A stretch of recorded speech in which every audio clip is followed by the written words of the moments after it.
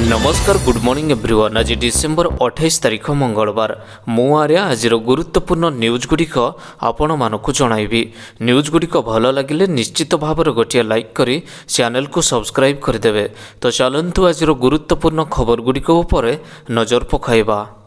तेबे बात्या जावाद क्षतिग्रस्तों पर मुख्यमंत्री 507 कोटी टंकार स्वतंत्र पैकेज घोषणा। तेबे चलित 4 और 5 तारिख 2-3 दिन संगठित होइथिबा बात्या जावाद द्वारा क्षतिग्रस्त चाषी मानक पई मुख्यमंत्री श्री नवीन पट्टनायक 507 कोटी टंकार स्वतंत्र सहायता घोषणा करिसेंती। 33% फसल नष्ट होइथिबा क्षुद्र और नाममात्र चाषी मानक वर्षा जल उपर निर्भर करुथिबा जमी पई हेक्टर पिछा 6800 टंका जलसेचित अंचल पई हेक्टर पिछा 13,500 टंका एवं आंब काजू नडिया पानबरज किया आदि सबु फसल निमंते हेक्टर पिछा 18,000 टंका सहायता दिया। सबुदिन फसल पर इनपुट सब्सिडी भाव में चाषी मानू सर्वनिम्न 2,000 टंका और अन्य फसल पर 1,000 टंका दिया। परवर्ती खबर आज 3 दिन बरसिब वर्षा। तेबे आज सारा राज्यर वर्षा सकाळु सकाळु घन घन कुहुड़ी सांगकु प्रबल वर्षा हवा नहीं पाणीपाग विभाग अनुमान लगाई अछि। घन कुहुड़ी पई 11टी जिल्ला को येलो अलर्ट जारी करा जाय अछि।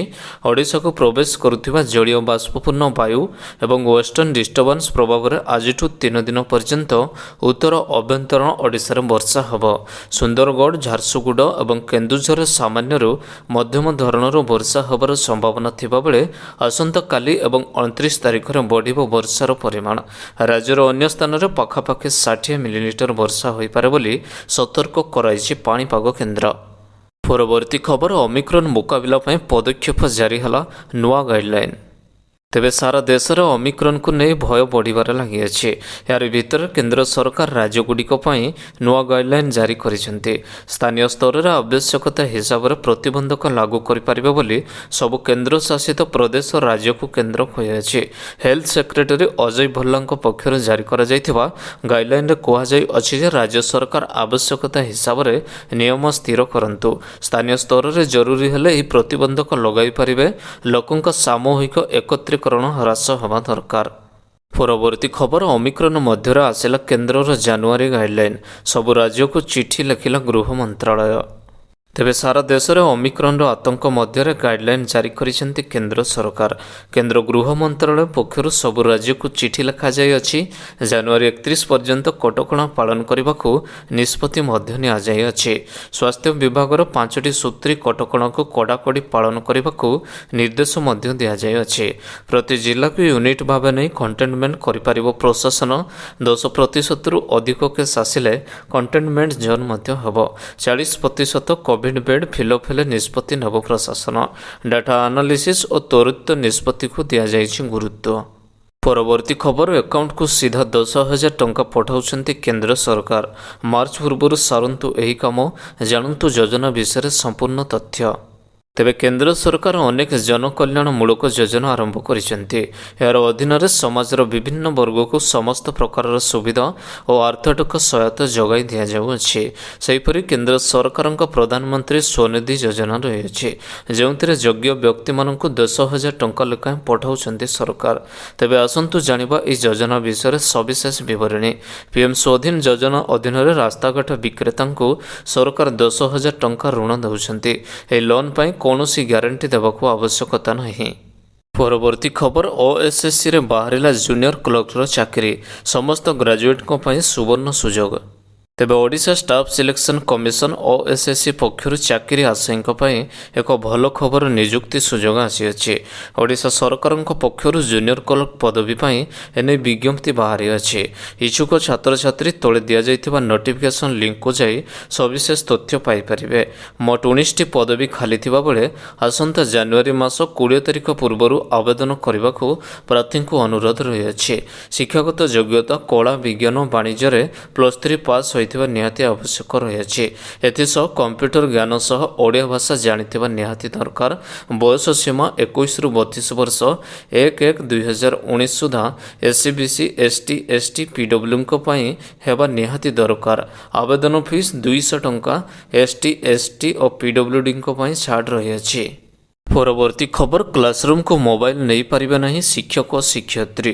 ସମ୍ବଲପୁର ଜିଲ୍ଲା ଶିକ୍ଷା ଅଧିକାରୀ ଜାରି କଲେ ନୂଆ ନିୟମ। ଏବେ କ୍ଲାସରୁମକୁ ମୋବାଇଲ ନେଇପାରିବେନି ଶିକ୍ଷକ ଶିକ୍ଷୟିତ୍ରୀ। କ୍ଲାସ ସମୟରେ କୌଣସି ଶିକ୍ଷକ ବା ଶିକ୍ଷୟିତ୍ରୀ ସେମାନଙ୍କ ମୋବାଇଲ ସାଙ୍ଗରେ ନେଇପାରିବେ ନାହିଁ ବୋଲି ଜଣାପଡ଼ିଅଛି। ଏନେଇ ଏକ ନୂଆ ନିୟମ ଜାରି କରିଛନ୍ତି ସମ୍ବଲପୁରର ଜିଲ୍ଲା ଶିକ୍ଷା ଅଧିକାରୀ। କ'ଣ ପାଇଁ ମୋବାଇଲ ଫୋନକୁ ବାରଣ କରାଯାଇଅଛି ତାର ଉତ୍ତର ମଧ୍ୟ ଦେଇଛନ୍ତି ଜିଲ୍ଲା ଶିକ୍ଷା ଅଧିକାରୀ। ଯଦି କ୍ଲାସକୁ ଶିକ୍ଷକ ଶିକ୍ଷୟିତ୍ରୀଙ୍କ ମୋବାଇଲ ଫୋନ ନିଅନ୍ତି ତେବେ ଏହି ସମୟରେ ଛାତ୍ରଛାତ୍ରୀଙ୍କ ପାଠପଢ଼ାରେ ବ୍ୟାଘାତ ସୃଷ୍ଟି ହୋଇପାରେ।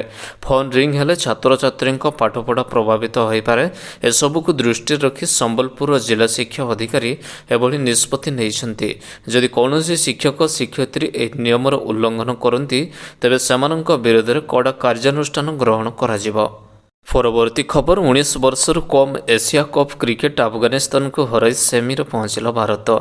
ତେବେ 19 ବର୍ଷରୁ କମ୍ ଏସିଆ କପ୍ କ୍ରିକେଟରେ ଭାରତ 4ଟି ୱିକେଟରେ ଆଫଗାନିସ୍ତାନକୁ ହରାଇ ସେମିଫାଇନାଲରେ ପ୍ରବେଶ କରିଅଛି।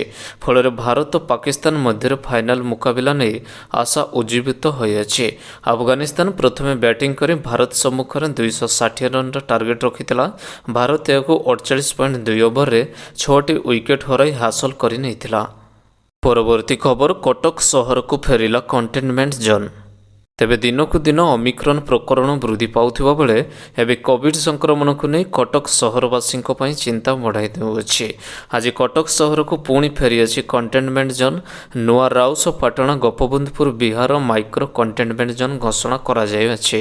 ଗୋପବନ୍ଧୁ ବିହାରର ଗୋଟିଏ ପରିବାରର 6 ଜଣ ପଜିଟିଭ ଚିହ୍ନଟ ପରେ କଣ୍ଟେନମେଣ୍ଟ ଜୋନ୍ ଘୋଷଣା କରିଛି କଟକର ମହାନଗର ନିଗମ।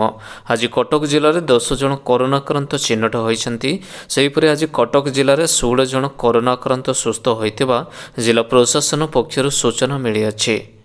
ପରବର୍ତ୍ତୀ ଖବର ଭାରତ ଦକ୍ଷିଣ ଆଫ୍ରିକା ପ୍ରଥମ ଟେଷ୍ଟ ବର୍ଷା ଯୋଗୁଁ ଦ୍ୱିତୀୟ ଦିନର ଖେଳ ବାତିଲ। ତେବେ ସୁପର ସ୍ପୋର୍ଟସ ପଡ଼ିଆର ଭାରତ ଓ ଦକ୍ଷିଣ ଆଫ୍ରିକା ମଧ୍ୟରେ ଖେଳାଯାଉଥିବା ପ୍ରଥମ ଟେଷ୍ଟର ଦ୍ୱିତୀୟ ଦିନର ଖେଳକୁ ବର୍ଷା ଯୋଗୁଁ ବାତିଲ ହୋଇଅଛି। ବର୍ଷା ଯୋଗୁଁ ଭାରତ ଦକ୍ଷିଣ ଆଫ୍ରିକା ମଧ୍ୟରେ ଦ୍ୱିତୀୟ ଦିନର ଖେଳ ଆରମ୍ଭ ମଧ୍ୟ ହୋଇପାରିନଥିଲା।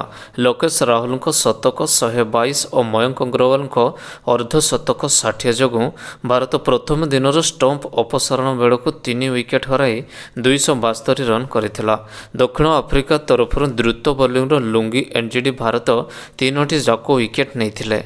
ପରବର୍ତ୍ତୀ ଖବର ଓଡ଼ିଶାରେ ଖାଲି ପଡ଼ିଛି 11,000ରୁ ଉର୍ଦ୍ଧ୍ୱ ଶିକ୍ଷକ ପଦବୀ।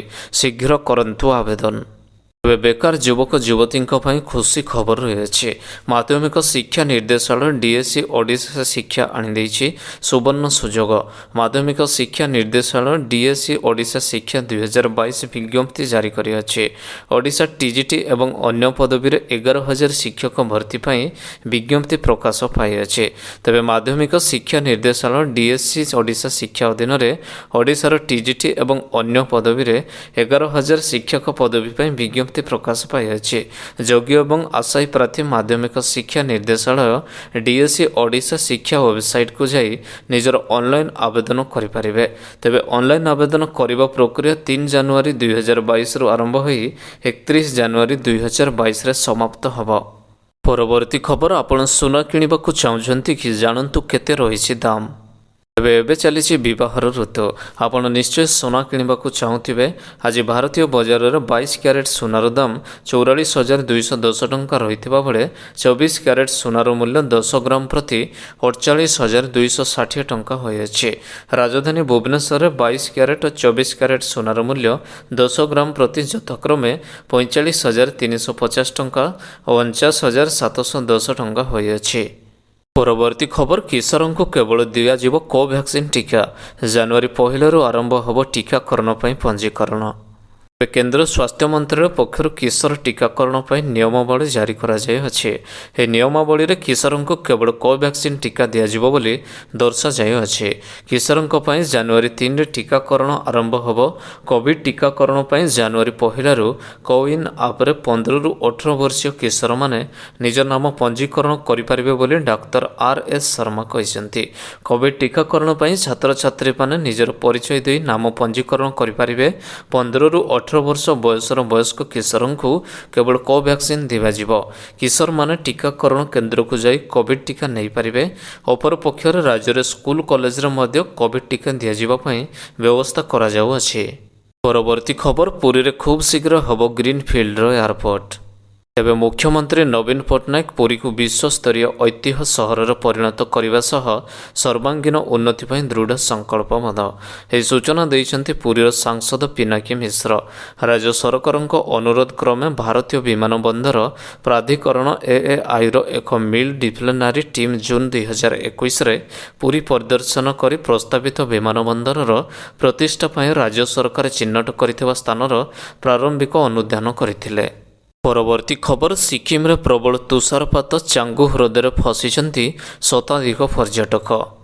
ତେବେ ସିକିମରେ ବର୍ତ୍ତମାନ ପ୍ରବଳ ତୁଷାରପାତ ଅବ୍ୟାହତ ରହିଅଛି। ଫଳରେ ରାଜଧାନୀ ଗ୍ୟାଙ୍ଗଟକରୁ 40 କିଲୋମିଟର ଦୂରରେ ଅବସ୍ଥିତ ଅନ୍ୟତମ ପର୍ଯ୍ୟଟନ ସ୍ଥଳୀ ଚାଙ୍ଗୁ ହ୍ରଦ ନିକଟରେ ଶତାଧିକ ପର୍ଯ୍ୟଟକ ଫସି ରହିଥିବା ଜଣାପଡ଼ିଅଛି। ତୁଷାରପାତ ଯୋଗୁଁ ଜବାହରଲାଲ ନେହେରୁ ରୋଡ୍ ସମ୍ପୂର୍ଣ୍ଣ ବନ୍ଦ ହୋଇଯିବାରୁ ଏହି ପର୍ଯ୍ୟଟକମାନେ ଚାଙ୍ଗୁ ହ୍ରଦରେ ଅଟକି ଯାଇଥିବା କୁହାଯାଉଅଛି। ସେନା ଯବାନମାନେ ଏହି ପର୍ଯ୍ୟଟକଙ୍କୁ ଉଦ୍ଧାର କରି ଶନିବାର ରାତିରେ ସେନା ଶିବିରରେ ଆଶ୍ରୟ ଦେଇଥିବା ଜଣାପଡ଼ିଅଛି। ରବିବାର ପାଣିପାଗର ଉନ୍ନତି ଘଟିବା ପରେ ଏହି ପର୍ଯ୍ୟଟକଙ୍କୁ ଛୋଟ ଛୋଟ ଗ୍ରୁପରେ ବିଭକ୍ତ କରାଯାଇ ପୁଣି ଗ୍ୟାଙ୍ଗଟକ୍ ଫେରାଇ ଆଣିବାକୁ ଉଦ୍ୟମ କରାଯାଉଅଛି। ଏହି ପ୍ରକ୍ରିୟା ସୋମବାର ଅପରାହ୍ନ ପର୍ଯ୍ୟନ୍ତ ଚାଲିବ ବୋଲି ଅନୁମାନ କରାଯାଉଅଛି। ପରବର୍ତ୍ତୀ ଖବର ଓମିକ୍ରନ୍ ପାଇଁ 5ଟି ରାଜ୍ୟରେ ନିର୍ବାଚନ ସ୍ଥଗିତ ରଖିବାକୁ ଚାହୁଁନାହାନ୍ତି ନିର୍ବାଚନ ଆୟୋଗ। ତେବେ ଦେଶରେ କରୋନା ଭାଇରସର ଓମିକ୍ରନ୍ ଭାରିଏଣ୍ଟ ବିସ୍ତାରକୁ ଦୃଷ୍ଟିରେ ରଖି 5ଟି ରାଜ୍ୟର ବିଧାନସଭା ନିର୍ବାଚନକୁ ସ୍ଥଗିତ ରଖାଯିବା ନେଇ କଳ୍ପନାଜନକ ଚାଲିଅଛି। ତେବେ ନିର୍ବାଚନ ସ୍ଥଗିତ ହେବାର କୌଣସି ସମ୍ଭାବନା ନାହିଁ। ସୋମବାର ସୂତ୍ରରୁ ପ୍ରକାଶ ଯେ ଆସନ୍ତା ବର୍ଷ ଆରମ୍ଭ ହେବାକୁ ଥିବା 5ଟି ରାଜ୍ୟକୁ ନିର୍ବାଚନ ସ୍ଥଗିତ ହେବାର ସମ୍ଭାବନା ନାହିଁ। ତେବେ ନିର୍ବାଚନ ଆୟୋଗ ଠିକ୍ ସମୟରେ ନିର୍ବାଚନ କରିବେ। ସୂଚନା ଅନୁଯାୟୀ ନିର୍ବାଚନ ଆୟୋଗ ଏହାର କାର୍ଯ୍ୟସୂଚୀ ପାଳନ କରିବାକୁ ଚାହୁଁଅଛି। ତେବେ ସୋମବାର ନିର୍ବାଚନ ଆୟୋଗର ଅଧିକାରୀମାନେ ସ୍ୱାସ୍ଥ୍ୟ ସଚିବଙ୍କ ସହ ଏକ ବୈଠକ କରିଛନ୍ତି। ଜାନୁଆରୀର ପ୍ରଥମ ସପ୍ତାହରେ ଆୟୋଗ ସ୍ୱାସ୍ଥ୍ୟ ମନ୍ତ୍ରାଳୟର ଅଧିକାରୀ ସହ ପୁନର୍ବାର ବୈଠକ କରିବେ। ଏହାପରେ ନିର୍ବାଚନ ସମ୍ପର୍କରେ ନିଷ୍ପତ୍ତି ନିଆଯିବ। ବର୍ତ୍ତମାନ ପାଇଁ ଓମିକ୍ରନ୍ କାରଣରୁ ନିର୍ବାଚନ ସ୍ଥଗିତ ରଖାଯିବ ନାହିଁ ବୋଲି ସୂଚିତ କରାଯାଇଅଛି। ନିର୍ବାଚନ କମିଶନର ମଧ୍ୟ 5ଟି ନିର୍ବାଚନ ରାଜ୍ୟରେ ଟିକା କଭରେଜ ଏବଂ ଓମିକ୍ରନ୍ ମାମଲାର ସମ୍ପର୍କରେ ସୂଚନା ଲୋଡ଼ିଛନ୍ତି। ପରବର୍ତ୍ତୀ ଖବର ୟୁଜର୍ସଙ୍କ ହୃଦୟ ଭାଙ୍ଗିଲା ଜିଓ। ସବୁଠାରୁ ଶସ୍ତା ପ୍ଲାନ୍ ବନ୍ଦ କଲା କମ୍ପାନୀ। ତେବେ ଗ୍ରାହକଙ୍କୁ ବଡ଼ ଝଟକା ଦେଲା ରିଲାଏନ୍ସ ଜିଓ। ବର୍ତ୍ତମାନ ହେଲା ସବୁଠାରୁ ଶସ୍ତା 1 ଟଙ୍କିଆ ପ୍ରିପେଡ୍ ପ୍ଲାନ୍। ଏହି ରିଚାର୍ଜର ପ୍ଲାନ୍ ବର୍ତ୍ତମାନ ଆପ୍ କିମ୍ବା କମ୍ପାନୀ ୱେବସାଇଟ୍ରେ ଉପଲବ୍ଧ ହେବ ନାହିଁ। ଏହି ପ୍ଲାନ୍ ଆସିବା ପରଠାରୁ ଅନେକ ଉପଭୋକ୍ତାଙ୍କ ଖୁସି ହୋଇଯାଇଥିଲେ। ହେଲେ କିଛି ଦିନ ବ୍ୟବଧାନରେ ପ୍ଲାନ୍ ବନ୍ଦ ହେବା ପରେ ବର୍ତ୍ତମାନ ଜିଓ ବ୍ୟବହାରକାରୀଙ୍କୁ ନିରାଶ ହେବାକୁ ପଡ଼ିଅଛି। କିଛି ଦିନ ପୂର୍ବରୁ ରିଲାଏନ୍ସ ଜିଓ ଉପଭୋକ୍ତାଙ୍କ ପାଇଁ ସବୁଠାରୁ ଶସ୍ତା ରିଚାର୍ଜ ପ୍ଲାନ୍ ଆରମ୍ଭ କରିଥିଲା, ଯାହାର ମୂଲ୍ୟ ମାତ୍ର 1 ଟଙ୍କା ରହିଥିଲା। 30 ଦିନର ବୈଧତା ଓ 100 MB ଡାଟା ସହିତ ଏହି ଜିଓ ପ୍ରିପେଡ୍ ପ୍ଲାନ୍କୁ କମ୍ପାନୀ ୟୁଜର୍ସଙ୍କ ପାଇଁ ଉପଲବ୍ଧ କରାଇଥିଲା। ହେଲେ ଲଞ୍ଚ କରିବାର କିଛି ସମୟ ମଧ୍ୟମରେ ହିଁ 100 MB ଡାଟାକୁ ହ୍ରାସ କରି 10 MB କରାଯିବା ସହ ବୈଧତା 1 ଦିନକୁ ହ୍ରାସ କରାଯାଇଥିଲା। ତେବେ ଏହି ଯୋଜନାରୁ କମ୍ପାନୀ କ'ଣ ଚାହୁଁଛି ତାହା ବୁଝିବା ୟୁଜର୍ସଙ୍କ ପାଇଁ କଷ୍ଟସାଧ୍ୟ ହୋଇପଡ଼ିଥିଲା। କିନ୍ତୁ ବର୍ତ୍ତମାନ କମ୍ପାନୀ ଏହି ପ୍ଲାନ୍କୁ ବନ୍ଦ କରିଦେଇଅଛି। ପରବର୍ତ୍ତୀ ଖବର ରାଜ୍ୟରେ କମିଛି ଶୀତର ପ୍ରକୋପ, ବିଭିନ୍ନ ସ୍ଥାନରେ ଲାଗି ରହିଛି ବର୍ଷା। ତେବେ ରାଜ୍ୟରେ ଗତ କିଛି ଦିନ ହେଲା ଶୀତର ପ୍ରକୋପ ହ୍ରାସ ପାଇଅଛି। ମାତ୍ର କେତେକ ଜିଲ୍ଲାରେ ବର୍ଷା ହେବା ନେଇ ଭୁବନେଶ୍ୱର ଆଞ୍ଚଳିକ ପାଣିପାଗ ବିଭାଗ ପକ୍ଷରୁ ପୂର୍ବାନୁମାନ କରାଯାଇଥିଲା। ସେହିଭଳି ଆଜି ସନ୍ଧ୍ୟାରେ ରାଜଧାନୀ ଭୁବନେଶ୍ୱରରେ ପ୍ରବଳ ବର୍ଷା ହୋଇଅଛି। ସେହିପରି ଗତ 24 ଘଣ୍ଟାରେ ରାଜ୍ୟରେ ସୁନ୍ଦରଗଡ଼, ଖୋର୍ଦ୍ଧା, କଟକ, କେନ୍ଦୁଝର, ମୟୂରଭଞ୍ଜ, କେନ୍ଦ୍ରାପଡ଼ା, ଭଦ୍ରକ, ଜଗତସିଂହପୁର ଓ ଯାଜପୁର ଜିଲ୍ଲାରେ ପ୍ରବଳ ବର୍ଷା ହେବାର ସମ୍ଭାବନା ରହିଅଛି। ସେହିପରି ବରଗଡ଼, ଝାରସୁଗୁଡ଼ା, ସୁନ୍ଦରଗଡ଼, ସମ୍ବଲପୁର, ଅନୁଗୁଳ, ଦେବଗଡ଼, ଢେଙ୍କାନାଳ, କେନ୍ଦୁଝର ଆଦି ଜିଲ୍ଲାର କେତେକ ଜିଲ୍ଲାରେ 48 ଘଣ୍ଟାରେ ସ୍ୱଳ୍ପରୁ ମଧ୍ୟମ ଧରଣର ବର୍ଷା ହେବାର ସମ୍ଭାବନା ରହିଅଛି। ସେହିପରି 31 ତାରିଖ ପରେ ପାଗ ପରିବର୍ତ୍ତନ ଆସିବ ଓ ଅଧିକାଂଶ ସ୍ଥାନରେ ପାଗ ଶୁଖିଲା ରହିବ ବୋଲି ଆଞ୍ଚଳିକ ପାଣିପାଗ କେନ୍ଦ୍ର ପକ୍ଷରୁ କୁହାଯାଇଅଛି। ପରବର୍ତ୍ତୀ ଖବର ନିର୍ବାଚନ ପୂର୍ବରୁ ସମସ୍ତଙ୍କୁ ଟିକା ଦିଅ, ନିର୍ବାଚନ କମିଶନର ଦେଲେ ଅନୁମତି। ତେବେ ଆସନ୍ତା ବର୍ଷ 5ଟି ରାଜ୍ୟରେ ବିଧାନସଭା ନିର୍ବାଚନ ହେବାକୁ ଯାଉଅଛି। ଏସବୁ ରାଜ୍ୟରେ କୋଭିଡ ଟିକାକରଣକୁ ଜୋରଦାର କରିବା ପାଇଁ ଭାରତର ନିର୍ବାଚନ ଆୟୋଗ କେନ୍ଦ୍ରକୁ କହିଛନ୍ତି। ନିର୍ବାଚନ ପୂର୍ବରୁ ଉକ୍ତ ରାଜ୍ୟରେ ସମସ୍ତଙ୍କୁ ଟିକାକରଣ ପାଇଁ ଆୟୋଗ ଗୁରୁତ୍ୱାରୋପ କରିଛନ୍ତି। ଆସନ୍ତା ବର୍ଷ ପ୍ରାରମ୍ଭରେ ଗୋଆ, ମଣିପୁର, ଉତ୍ତରାଖଣ୍ଡ, ଉତ୍ତରପ୍ରଦେଶ ଏବଂ ପଞ୍ଜାବରେ ବିଧାନସଭା ନିର୍ବାଚନ ହେବ। କୋଭିଡ-19ର ଓମିକ୍ରନ୍ ସଂକ୍ରମଣର ପ୍ରଭାବ ଜାରି ରହିଥିବାରୁ ଏହିସବୁ ରାଜ୍ୟରେ ନିର୍ବାଚନ ସଭା ଓ ରାଲିକୁ ନେଇ ଚିନ୍ତା ପ୍ରକଟ କରାଯାଇଅଛି। ତେବେ ସୋମବାର ଦିନ ଏକ ବୈଠକରେ ସମ୍ପୃକ୍ତ ରାଜ୍ୟର ଟିକା ପ୍ରଦାନକୁ ହରାଇ ନେଇ କେନ୍ଦ୍ର ସ୍ୱାସ୍ଥ୍ୟ ସଚିବ ନିର୍ବାଚନ କମିଶନର ରିପୋର୍ଟ ଦେଇଛନ୍ତି। ଏଥିରେ କୁହାଯାଇଅଛି ଯେ ଉତ୍ତରାଖଣ୍ଡରେ 100% କୋଭିଡ ପ୍ରଥମ ଡୋଜ୍ ଦିଆଯାଇ ସାରିଅଛି। ତେବେ ଆଶା କରୁଛି ଆଜିର ଗୁରୁତ୍ୱପୂର୍ଣ୍ଣ ଖବରଗୁଡ଼ିକ ଆପଣମାନଙ୍କୁ ନିଶ୍ଚିତ ଭାବରେ ଭଲ ଲାଗିଥିବ। ଯଦି ଭଲ ଲାଗିଥାଏ ଭିଡ଼ିଓକୁ ଗୋଟେ ଲାଇକ୍ କରନ୍ତୁ ଏବଂ ଚ୍ୟାନେଲକୁ ସବସ୍କ୍ରାଇବ୍ କରିବା ପାଇଁ ବିଲକୁଲ ବି ଭୁଲନ୍ତୁ ନାହିଁ। ଆପଣଙ୍କ ଭଲ ପାଇବା ସ୍ୱରୂପ ଭିଡ଼ିଓକୁ ସେୟାର କରିଦେବେ। ପୁଣି ଦେଖା ହେବ ଲାଟେଷ୍ଟ ଅପଡେଟ୍ରେ। ସେତେବେଳ ପର୍ଯ୍ୟନ୍ତ ବିଦାୟ ନେଉଛି। ବନ୍ଦେ ମାତରମ୍। Take care. Bye bye.